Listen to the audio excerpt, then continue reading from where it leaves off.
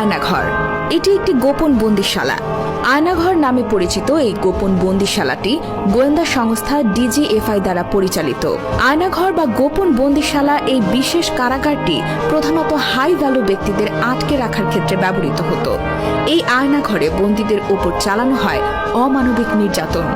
আয়নাঘর অত্যন্ত গোপনীয়ভাবে রাখা হয়, কারণ এখানে হাই ভ্যালু ব্যক্তিদের অন্যায়ভাবে গুম করে রাখা হয়। মূলত সাধারণ জনগণ যাতে বিষয়টি জানতে না পারে সেজন্য গোপনীয়তা রক্ষা করা হয়। এই আয়নাঘরে অনেক মানুষকে অন্যায়ভাবে বন্দী করা হয়েছে। আয়নাঘর থেকে ফিরে আসা নাম প্রকাশে অনিচ্ছুক একজন ব্যক্তি বলেন, আমাকে গুম করে রাখা হয় জয়েন্ট ইন্টারোগেশন সেলে। সেটাকে ডেভেলপ করে আয়নাঘর বানানো হয়। প্রচুর লোক সেখানে আটকানো আছে।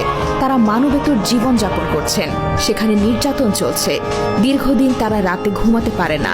এটা একটা স্বাধীন দেশ হতে পারে না। আমরা কারো পরাধীন না।